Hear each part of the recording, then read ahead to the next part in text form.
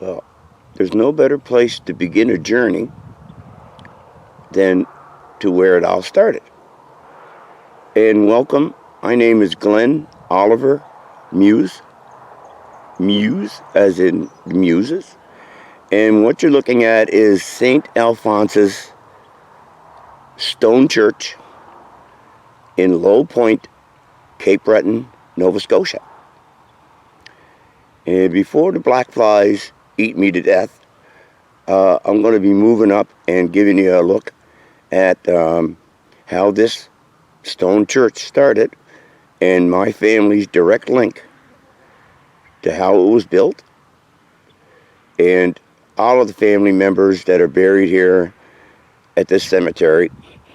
And we'll have a story about the church as we progress with this film. We're going to start the story off here.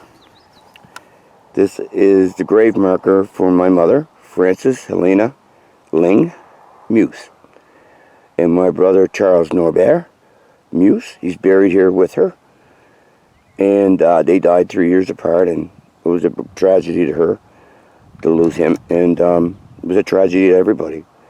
Out of 8 children, and so now you see the marker, and we're here in this beautiful graveyard, and it's well manicured and well taken care of by the St. Alphonsus Society, because the church that we're looking at here, this church is closed, and we've been trying to renovate it to do something. There's a society dedicated to restoring the church. I certainly hope that it comes back into some operation, because there's a lot of history here, as you're about to hear when I put the commentary with this video. So as we look at the back of St. Alphonsus Church, I want you to remember that this was built in the 1880s with the beach stones from the beach just down below here. And the Irish that settled here, they built this church. The first one was wooden, and they burnt it down. The British burnt it down. And my grandfather, Joe Ling, he lived out here. He was the first to live here, and the others came later, and they formed an Irish community. And they said, if they burnt down the wooden church, then we will build a stone church. And that's exactly what he did. They built a stone church. And it stands today, but it needs a lot of help and repair. And Joe Ling is a legend, and we'll talk about him in the commentary as we go along. So this is Low Point, Cape Breton, Nova Scotia, and this is a beautiful spot. So we're at the front of the church, and we're looking out onto Sydney Harbor. And I'm going to zoom in. You're going to see some of the most beautiful areas in the world are located here. And you're going to zoom across on the ocean and come back in. Now down here, down as we look over to our right here, this area here is called Low Point. And Low Point is the lowest point in the harbor. And my grandfather built a house in 1890, in 1910. A big, huge house. He had 9 children. Joseph Ling. He's buried down here in front of us. He had 9 kids, and the whole time he fished, and he worked in the coal mines. He would walk along the coastline here, and he'd go to the coal mine and work, and then he would fish and feed his family, 9 kids, and then his wife died. And when his first wife died, then came 3 or 4 more children, and included was my mother and her 2 brothers and another sister, Bert, I think. I'm not clear on that. But anyway, They were born here in the house that's down off the point here. It's a beautiful spot. Maybe I'll film it another day. But the point I'm trying to make here is this is my heritage. Okay? This is where I grew up. Not grow up, but this is where my family came from. Okay? Across the way, there were all over that area were coal mines, and that harbor would be bustling with ships. Not anymore, but one time you could count on seeing numerous vessels in that harbor.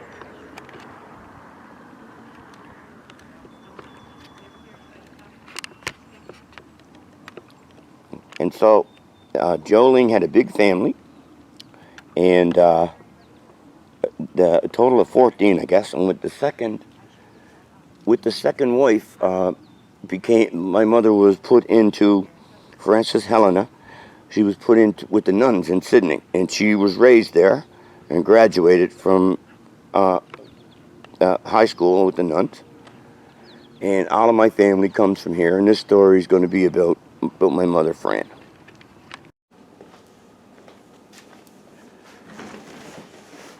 Yeah. Good evening, Glenn Oliver Muise, born January 1955 in a blizzard. I'm reporting tonight from the catacombs. I'm surrounded by holy objects because I'm under attack. I won't talk about the physical attacks anymore. We're talking about spiritual attacks that have happened to me my whole life. And for those who think that being part of the Holy Apostolic Catholic Universal Church is a joke, then I suggest you better read your history. Because Our Lady, the Blessed Virgin Mary, at times uses simple men to achieve phenomenal feats. And for the past 40 years, when I got sober and became aware of the task that I had, I started out, and it leads me to the life that I'm living now, which I'm trying to live as a virtuous life. I'm not perfect, but I'm really working at it, and I'm trying to get my traditional Catholic faith back on track, which is happening with, I have a very friendly and very honorable priest, Father Alec McClellan, my spiritual director. He's 84 years old, and as instructed by Our Lady, the priests should be cared for in their retirement, and I'm helping to do that, and I'm blessed to be able to. That leads me to the current video that I'm doing is about my roots.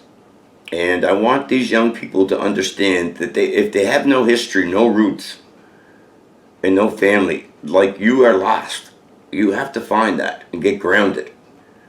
And I really hope that you find your way, because attacking me and attacking the Blessed Virgin Mary is something that you're probably going to regret unless you get right, okay? So you can come back and try to hurt me, but it's not going to hurt me. The best have tried. Look, see, hammer in the head, gunshot. Listen, Our Lady has taken me to places that you would only dream would exist, and I'm in it now. Okay, so let's get back to the reason for this video.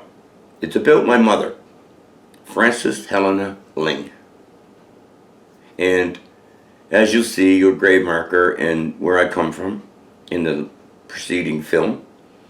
All of that area was occupied by Irish people back in the 1880s, and that whole coastline that you saw, all the water and that, well, that was all basically occupied by Irish people, and the British were inland in Sydney, in the harbour, and they couldn't get out there.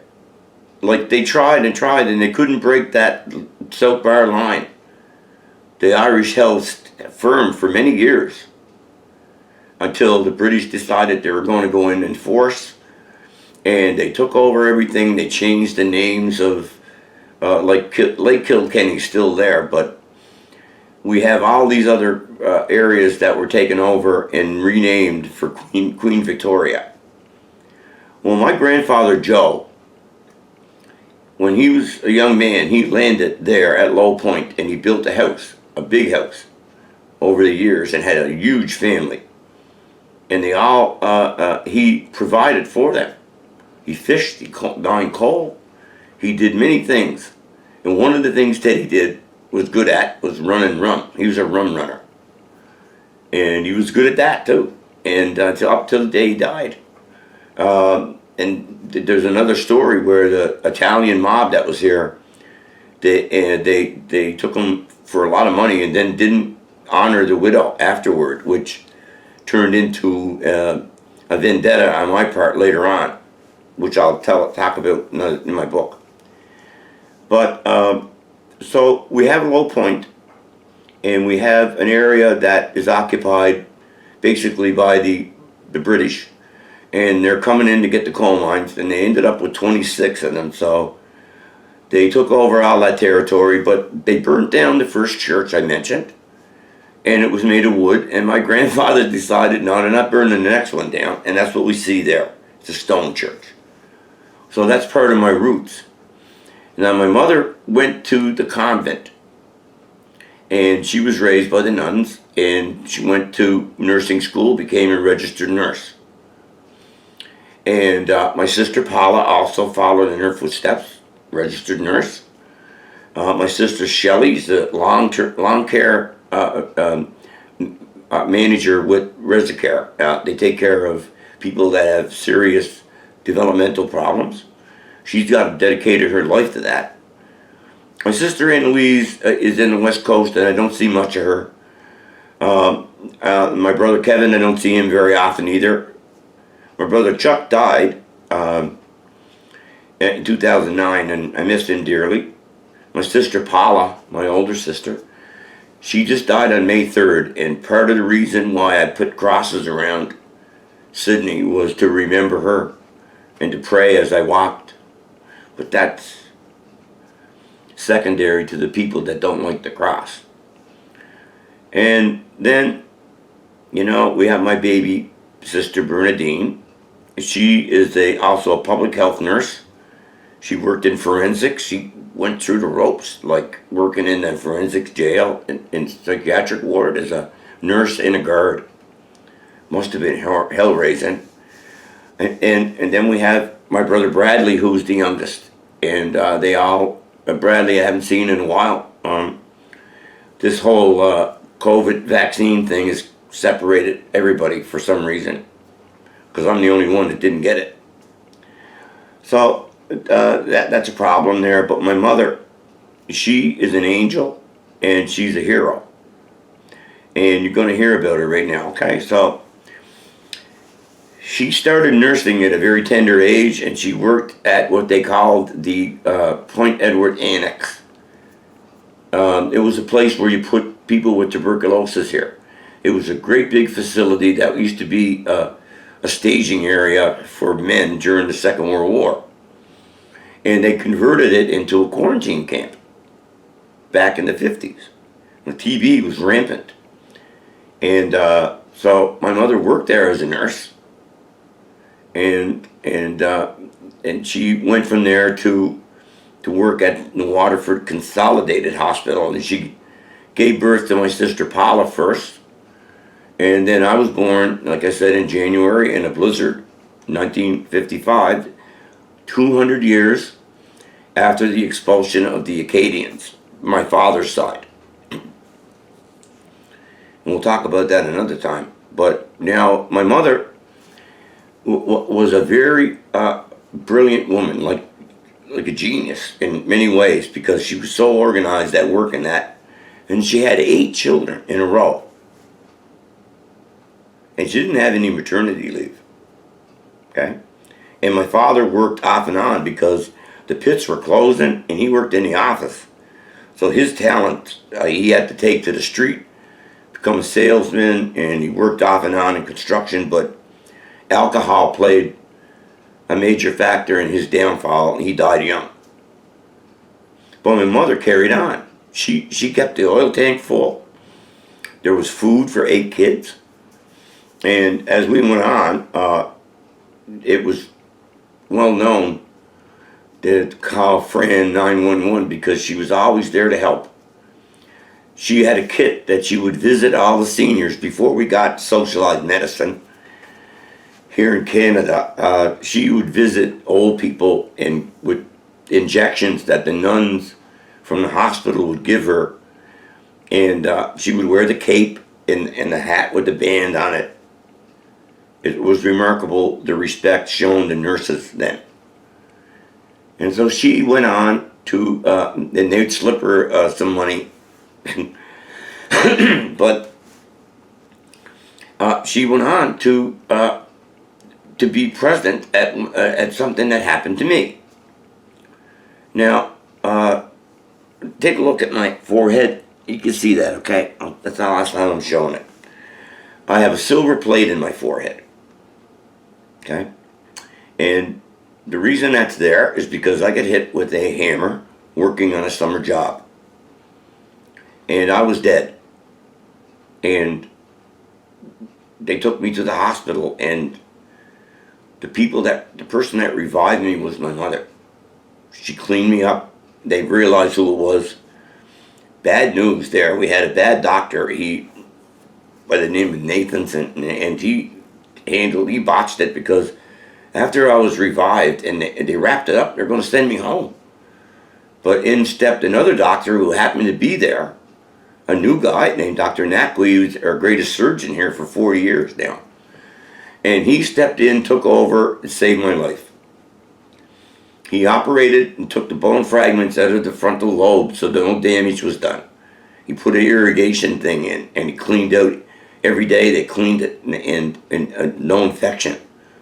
He basically saved my life, and I was put into a medical induced coma, and it didn't look good. Like they told that when I committed the coma, basically they didn't know if I was going to be able to even speak, because all your functions in your frontal cortex, your lobe, like your speech everything is there, and I suffered a tremendous blow.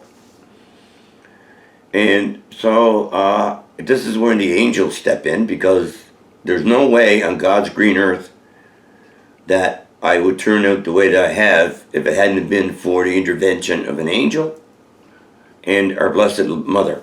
Because when I was discharged from the hospital and I had to go to Halifax to the major surgery for the plate, there was nothing for head injuries then. Nobody, you just shook it and you're supposed to suck it up. But there were a lot of head injuries, but didn't know what to do. And they still don't. They still don't know what to do with this kind of trauma. And what that did was that blocked a lot of memories that I had, or earlier memories, which are going to be important here. So there I am. I miss a year of school because I don't know what the hell's going on, basically. And I'm being mocked and ridiculed by the teachers because of head injury. It was very, it just drove me into, I just wanted to get out. And what happened was a family, my cousins, came home from Winnipeg, 3,000 miles away. And the first time I ever saw a family on vacation. And there were 5 kids, and George, the father, and Louise, the mother. And I thought that was the ideal family. And I guess when they left and went back out west, towing the camper, I ran away. And I ran out west. I hitchhiked right out to Winnipeg. Oh my God, they didn't know what to do, and they got me on the doorstep.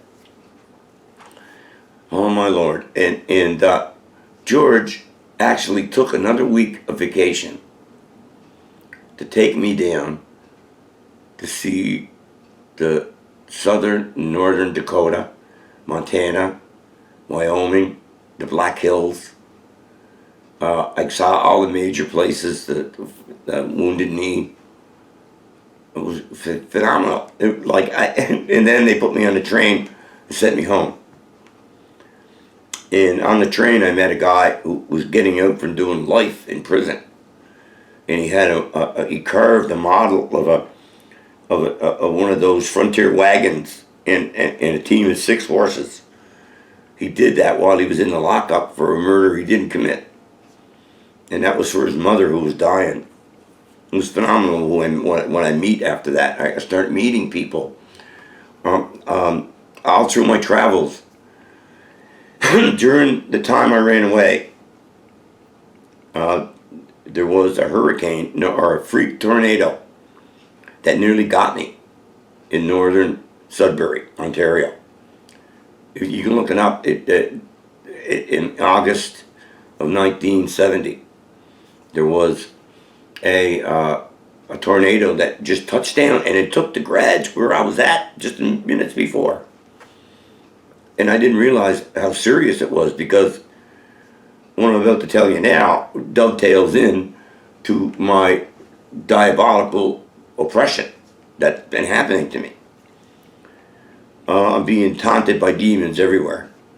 So you don't believe in them, that's your business, but I got a lot to tell you here. So what happened is, I started to travel a lot and work and go back home with unemployment stamps. And in 1973, I had somehow, over a couple of years, using psychedelics, managed to rearrange my brain. And using LSD, and I'm not going to beat around the bush to tell the truth. My friend told me that would help. And if I could imagine things a certain way and log them in and read certain books, and he taught me to play chess and stuff, it was great. There's one of my detractors. You heard that. Anyway, like my life at that time, I had been saved and brought back from the dead, okay? And I didn't know that I was assigned a special angel by Our Lady to guide me through life. And I was addicted to drugs and alcohol until 1983. And a lot of stuff that happened in there. Excuse me. But in 1983, I got sober. I got buried in a coal mine. I had busted my leg. I had resigned to. I had to lower the men down into the coal mine 2 miles under the ocean. And I sometimes hung over, and if I had made a mistake, I could have killed them all. I quit drinking, okay? It was one of the things that pushed me over the edge. So I quit drinking and drugging, and I decided that I was living in sin. I had to get out of that. I was living in sin. I wanted to get married and straighten things out, but it wasn't going to work. So I had a boy. He was born, Brendan, and I decided I'd go to university because I was waking up. I was sober, and I was wanting to learn, because we were involved in some serious union things, activities, and so fast forward, I graduated. Now here's the first thing with my mother. I always wanted to please her. She knew that I had the abilities, and everybody was pushing me all the time. And then the head injury. And there was nothing stupid about me to begin with, okay? Because I had scored, I was told in grade 6, the highest percentiles in their testing for the province, so that was a big deal. Nobody told me though, till 40 years later. But to walk off the stage, the first coal miner to graduate with a full Bachelor of Arts, 4-year, 7-core curriculum degree, okay? None of this phony gender stuff. We're talking about a hardcore 7-core agenda, and it was done in a way that was never done before in university. I was part of it, and there was my mother watching me graduate. And I'm the only one that's graduated from university in our family. We have nurses and that, but I'm the only one. Okay, and they don't like that, I don't think. I haven't seen them in a while, and it's very lonely. But my mother, after that, my father had passed away, and she met a really good guy named Wilfred McKinnon, and they got married because they both were widows, and he treated her like a queen. And I was out working and doing my thing, and at the same time we had heart attacks. My mother had a massive heart attack, and her kidneys stopped working, and so her recovery was horrible and could do nothing about it. And so in 2003, it didn't look good because my mother was going for dialysis like 3 days a week. And I had a dream. And in the dream, there were 3 doctors with clipboards. And then I woke up. And when I told my brother, Chuck, about the dream, he turned white because he had taken my mother for dialysis. And when he got there were 3 doctors with clipboards. And they were amazed because my mother's kidneys somehow were working. No transplant. Never seen before. And she lived 10 years disease-free. She got to travel across the country, down to Texas. And she was on death's doorstep. And this is the power of the rosary, the power of prayer, and faith.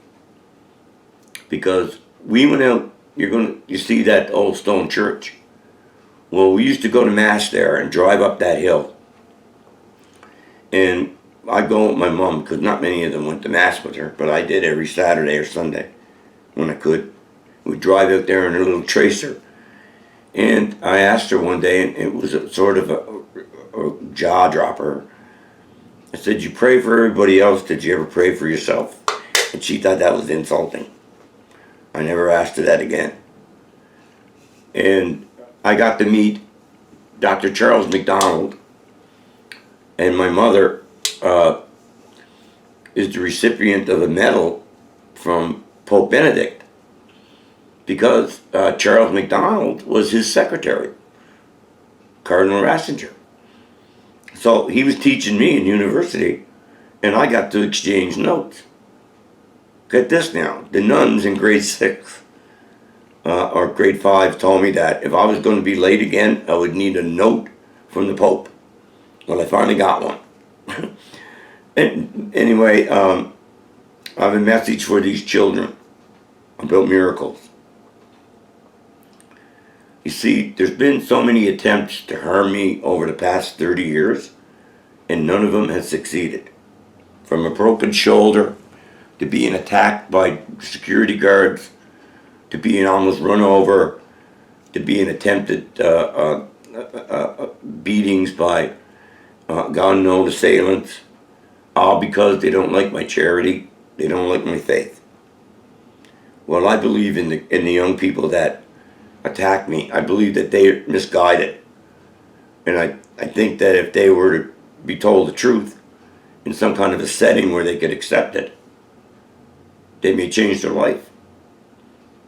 But right now, they're full of hatred for something. Like to rip a rose bush up that was planted in honor of my mother. And the statue is planted and was put there in honor of my mother and the mother of God. And to see them destroy that and to write the language and the spirit, like it's very, very disheartening. And I'd like to say to them, like, you got to stop being angry because I saw hell. And I'll tell you what hell is. It's all fists that are closed, sticking up through a lake of fire, and there are millions of these fists. and they're clenched hard because they're holding on to the trauma, and they're holding on to something, and they die, and they go to hell because they never let their hand open and release the trauma and talk about it, rather than putting it in deep and taking drugs and drinking and gender dysphoria. You know, like, come on. So my message is, get your life together, because a lot of bad things happen to people who try to hurt me, and I don't even lift a finger. All I have to do is I don't go anywhere. I just walk around here and help people. I've done it for 16 years now here, and you're attacking me. So please stop. In the name of the Father, and the Son, and the Holy Spirit, amen. I wish you well.